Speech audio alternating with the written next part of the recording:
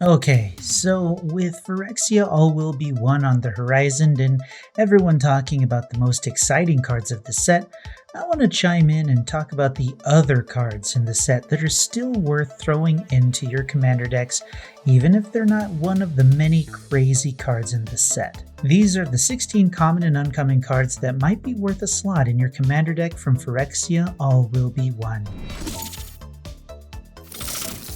Let's start with Atrax's Skitterfang. This common artifact creature costs 3 and enters the battlefield with 3 oil counters on it. At the beginning of combat on your turn, you may remove an oil counter from it. When you do, target creature you control gains your choice of Flying, Vigilance, Death Touch, or Lifelink until end of turn. I like having free options to give creatures abilities to help them deal with or get through the current board state. Giving a creature like Megatron Death Touch and then having it deal damage to your opponent's creature to kill it with 1 damage, and then have the excess go to the opponent's face is great. Give your fattest creature lifelink to give yourself some more time to recover or come back from losing a match. Then flying to attack over an opponent's defenses, or vigilance to attack and leave a defender up. You can only use one option at a time, which is unfortunate, but as an uncommon for 3 mana, it's a pretty decent card if you value flexibility. Right now, I have Steel Seraph in my Megatron deck, and while using it as ammunition was its primary purpose, and using Flying, Vigilance, or Lifelink at combat was its secondary purpose, I might actually swap it for Atrax's Skitterfang. Death Touch is too good for Megatron, and when the oil counters are used up, I can just throw the carcass at my opponent's creatures. Next are the cards that give all of your opponents a poison counter when they're cast. Vraska's Fall is an instant for 2 and a black that will make each opponent sacrifice a creature or planeswalker and get a poison counter. Infectious Inquiry is a sorcery for 2 and a black that lets you draw 2 cards and you lose 2 life. Each opponent gets a poison counter. Infectious Bite is an instant for 1 and a green that says target creature you control deals damage equal to its power to a target creature you don't control. Each opponent gets a poison counter. Prologue to Phyrexia is an instant for 1 and a blue that just makes each opponent get a poison counter, which is great, and you can draw a card. Phyrexia Outbreak is in the Exhale Precon, but it's a rare with this ability also. It's a sorcery for 2 and a black that says each opponent gets a poison counter. Then, each creature your opponents control get -1/-1 until the end of turn for each poison counter its controller has. It's a fantastic one-sided board wipe, and with the influx of poison decks about to hit the tables, it might be one to be on the lookout for. These cards, all by themselves, make Proliferate-themed decks much scarier, since the poison counters are just placed on players in addition to their other effects. Dealing with infect creatures, while difficult and annoying, is still easier to deal with compared to these cards that only counter spells can stop. Speaking of proliferating and spreading things around, can you do me a favor and hit that like button and sub to the channel? It's the most effective way to spread the channel to other people who might be interested in videos like these. Thanks. All of these cards will proliferate in addition to the effect. Drown in Nicker is a sorcery for 1 and a black that says target creature gets -4/-4 until end of turn.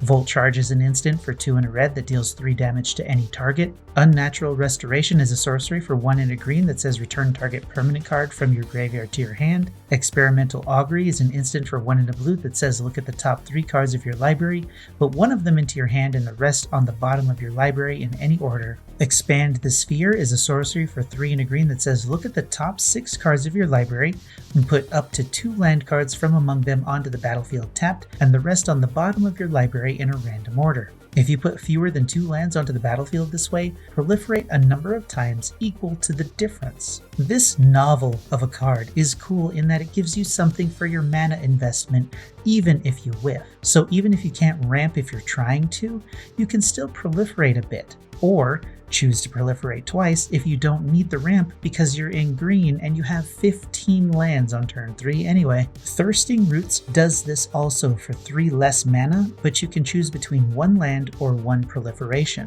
Contagious Vorak does the same thing once again for 2 and a green, except you look at the top 4, get 1 land and proliferate once if you didn't hit a land, but then you get a 3/3 body on the ground. I think it's a little odd that we have 3 very similar effects in the same color in the same set, but maybe it's on purpose and not because they're running out of ideas for common and uncommon cards. Vat of Rebirth is my favorite oil counter card. It costs 1 black and gets an oil counter whenever an artifact or creature you control is put into the graveyard. Then, when it has at least 4 oil counters on it, you can remove 4 counters, but pay 2 into black and tap it to put a creature from your graveyard onto the battlefield at sorcery speed. This isn't broken or pushed in any way, and there are probably better cards for this effect, but it's still a pretty reliable recursion effect that will be available by the time you need it most if you can play it early or take advantage of the death trigger efficiently. Tamiyo's Logbook is an artifact for 2 and a blue that says pay 5 and a blue,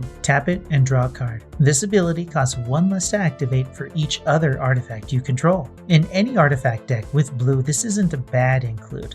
After the initial mana investment, you can pay 1 blue if you have enough artifacts to draw a card with no penalty.